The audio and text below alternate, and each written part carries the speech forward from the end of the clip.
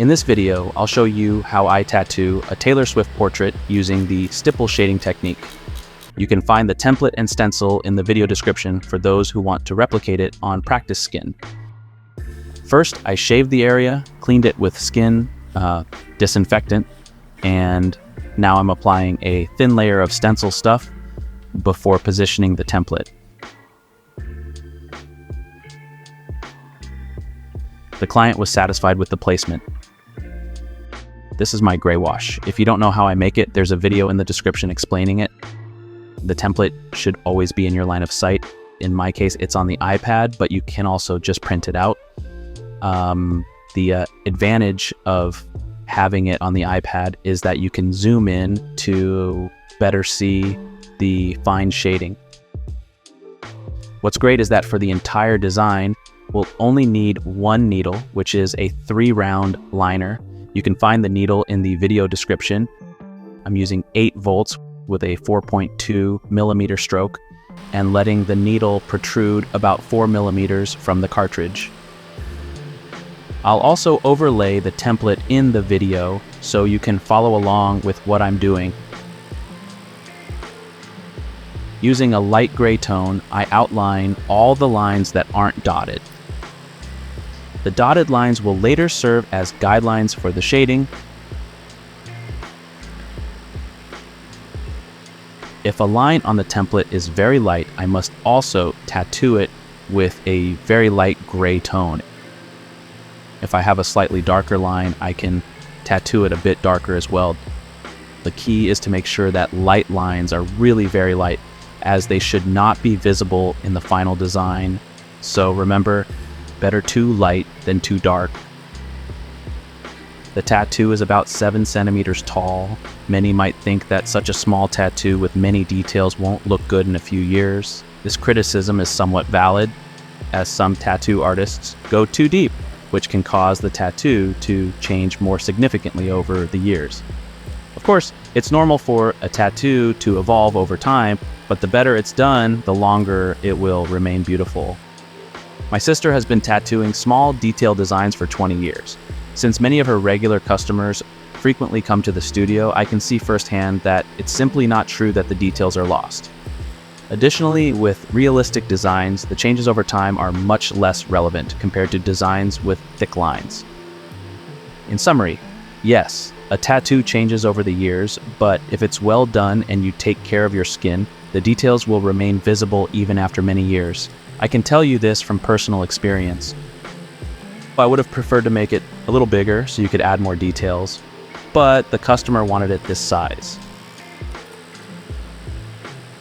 So the lines are finished. To avoid confusing you about which shade of gray or black to use, I've highlighted in this still frame the areas I tattooed with pure black, marked in red. The rest I tattooed with a light gray tone. I'm showing you this because freshly tattooed gray lines with the stencil underneath look darker than they actually are. In the next step, I'll fill in all the areas that are black using the packing technique. I've kept the machine settings the same and fill in the areas with small circular movements.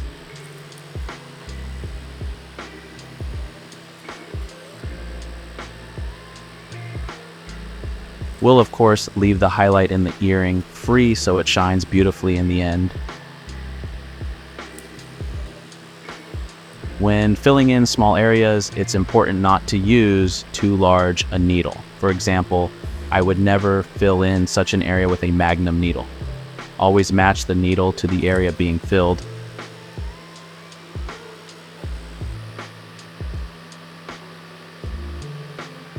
I also make the corners of the mouth dark. Even if the corners of the mouth were lighter on the template, I would still tattoo them dark. This has the effect that the mouth doesn't look stuck on, but rather natural. For black areas, you must definitely use black ink. Otherwise, the tattoo won't look good when healed because it lacks contrast. For me, there's a rule regarding black ink that I've followed for years. Eyes, nose, and mouth must always include areas tattooed with pure black. This gives the most important features in a portrait the necessary depth. It also has the advantage that if the tattoo becomes lighter over the years, the most important features will still have enough contrast, and thus the tattoo will age well. I leave the highlight in the eye free again, which is especially important for achieving a realistic look.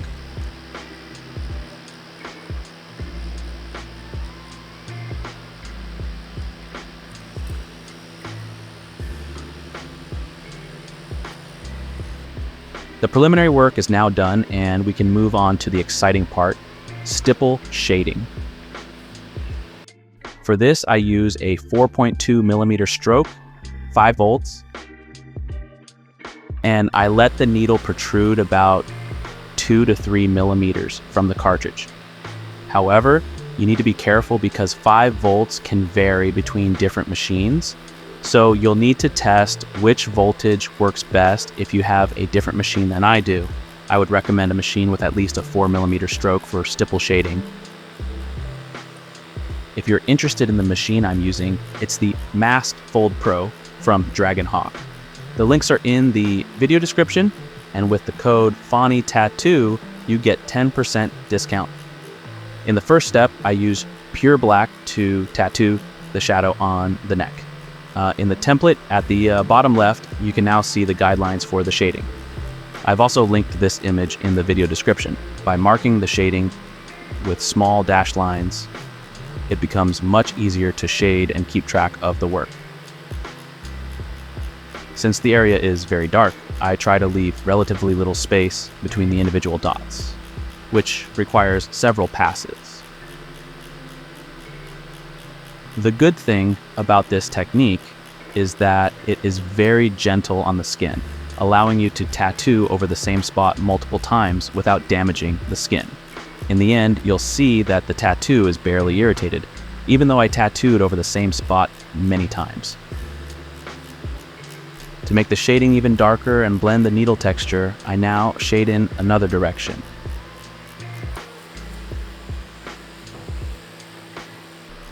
Next to her earring, the shading is also a bit darker, but this area is not black.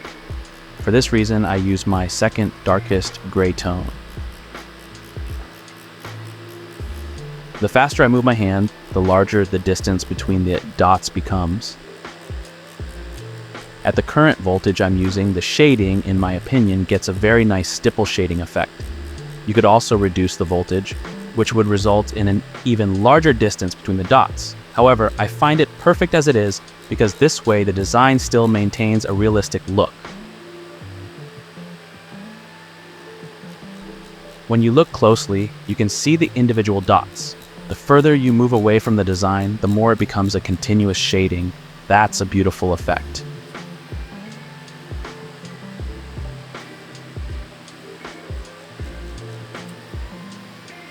The area I've circled in red on the template is slightly lighter than the rest of the neck, but it still needs shading. Here I use my second lightest gray tone. Although I'm already satisfied with all the shading on the neck, a very crucial step is still missing: working cleanly on the outer edges. This is what makes the tattoo look sharply defined. I try to blend the line with very dark areas.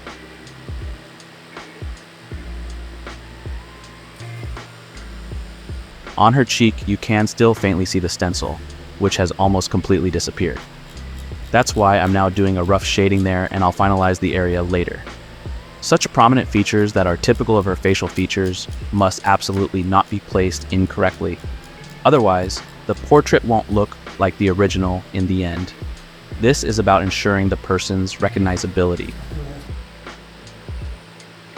Now I can calmly focus on shading her chin. The guideline lines from the stencil are barely visible on the skin, but I have a template, which you can see at the bottom left, where I've also drawn the guidelines. So it's not a big deal that I can't see the dashed lines anymore.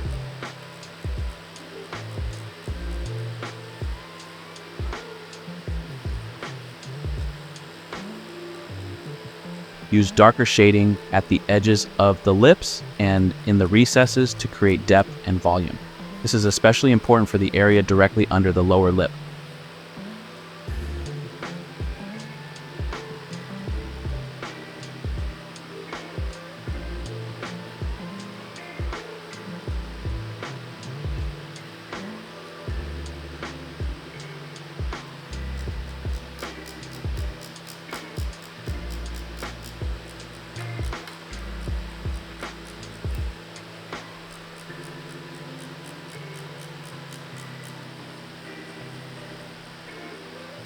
Unlike the packing technique where the color needs to be solidly applied in one go, shading is different. Shading must be built up in layers. This works best by always keeping an eye on the template and gradually working towards the desired result until you're satisfied. As you can see, even I, despite tattooing daily, need enough time for such a task, but that's perfectly okay because only the end result matters.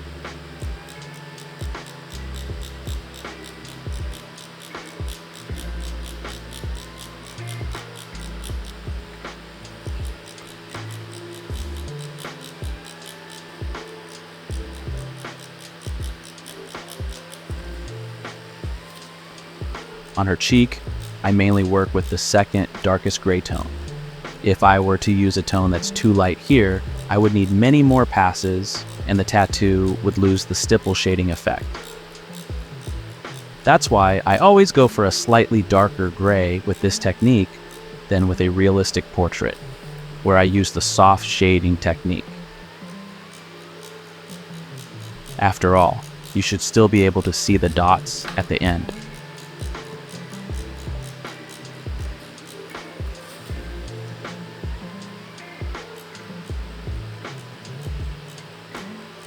The shadings on the face are very important and I don't want to leave anything out. In the video, I will show them to you in full detail. This is one of the most important steps of the entire tattoo. So carefully watch what I do and how I do it and remember it as best as you can.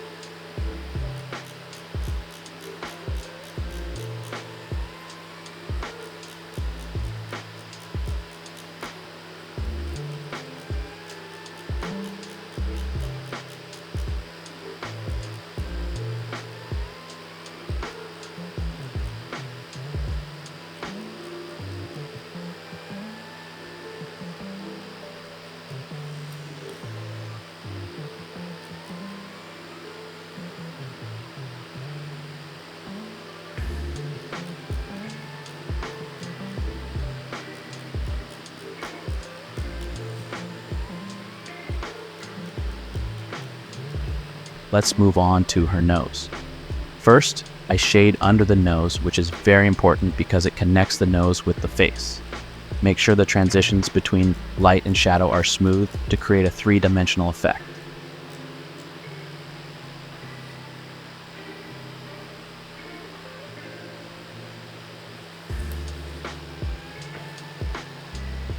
I carefully shade here using the lightest gray tone.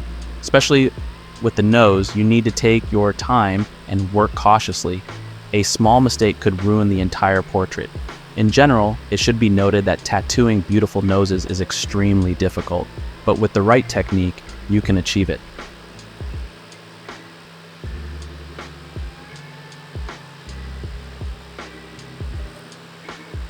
In the template at the bottom left, I have marked the highlight on the nose for you.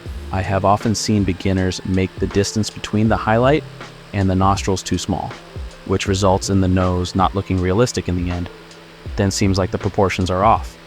So, especially with the nose, always make sure to set the shadows correctly.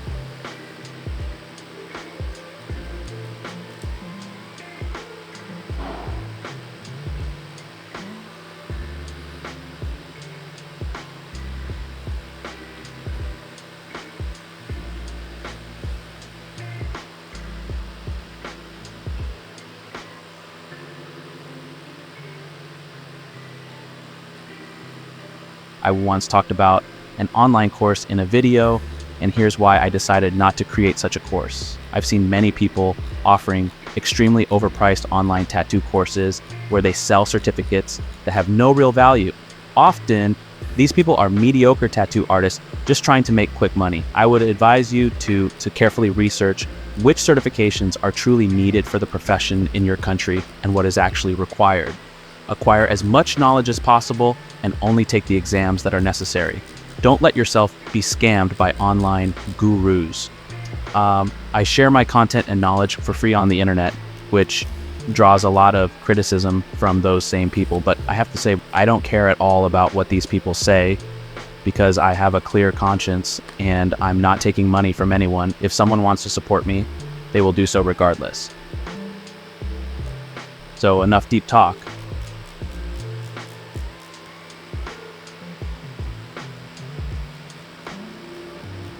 Let's move on to the hair. To bring the neck to the forefront, I try to make the hair behind it very dark in this section. Although the hair in the template appears like a continuous, blurry area, I add structure and details using the guidelines I drew. I work with black for the hair and try to leave out the highlights. In general, I find it important that hair looks lively with natural curves and movements. Avoid static or unnaturally straight lines. Consider how the hair falls, flows, or moves. Darker areas can be used to make the hair appear denser, while lighter areas represent light reflections and shine.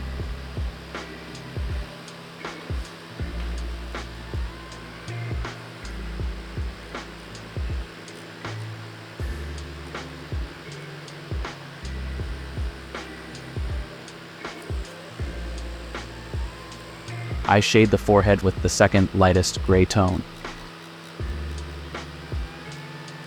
Since the forehead is relatively flat, the shading should be soft and even. I try to avoid harsh transitions.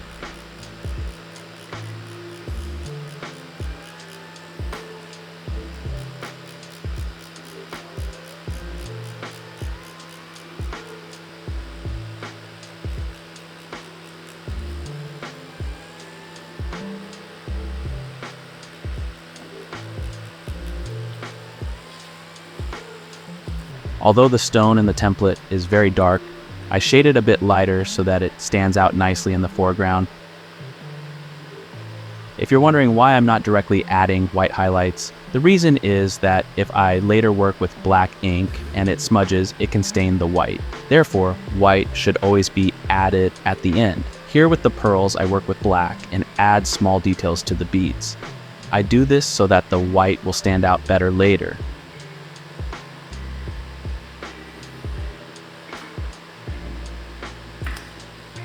Up here on the lip, it's challenging to work precisely with the stipple shading technique because the areas are very small.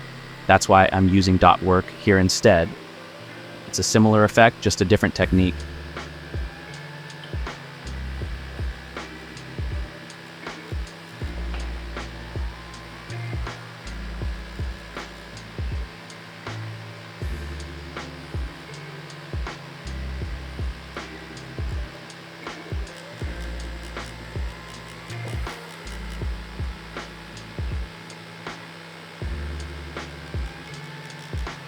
To give contrast to the lip, I need to make the shading very dark, as shown in the template.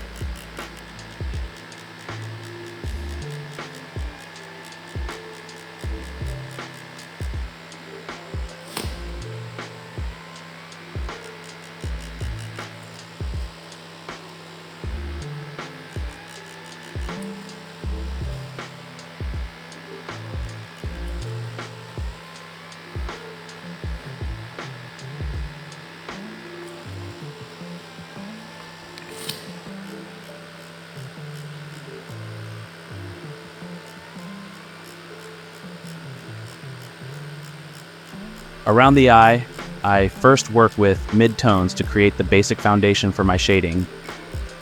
Later, after I've properly defined the eyebrow, I'll return to the eye and make it darker, but more on that later.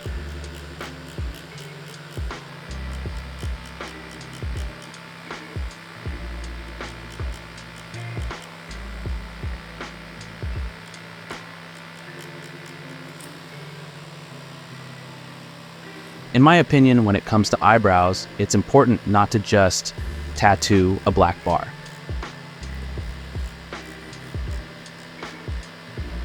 I try to tattoo them lighter where they appear light on the template, and I make the very dark areas very dark as well.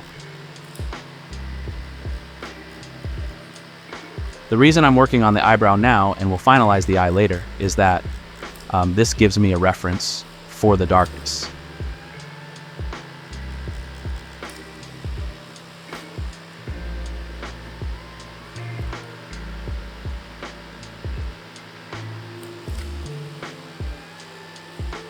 When working on the eye, don't be afraid to make the dark areas really dark. The eye socket is one of the deepest areas of the face, so shadows in this region are particularly important. So don't hesitate to make them dark enough. Now I add some details to the iris using a medium gray tone and place targeted light reflections on the iris and pupil to make the eye appear more lifelike. These reflections are the brightest points in the eye and give it shine and depth. To make it look even more natural, I shade the eyeball on the left and right with the lightest gray tone.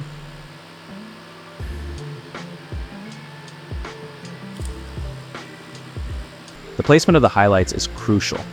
You should set them precisely where the light naturally hits the face. Don't overdo it. Less is more.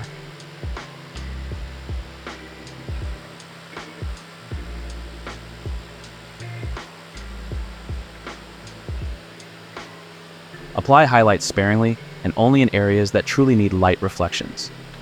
Here, I place targeted highlights on the highest points of the lips. These reflect the light and emphasize their fullness. When using white ink, the blood is very visible right after tattooing, but don't let that worry you. It will look white after just 20 minutes.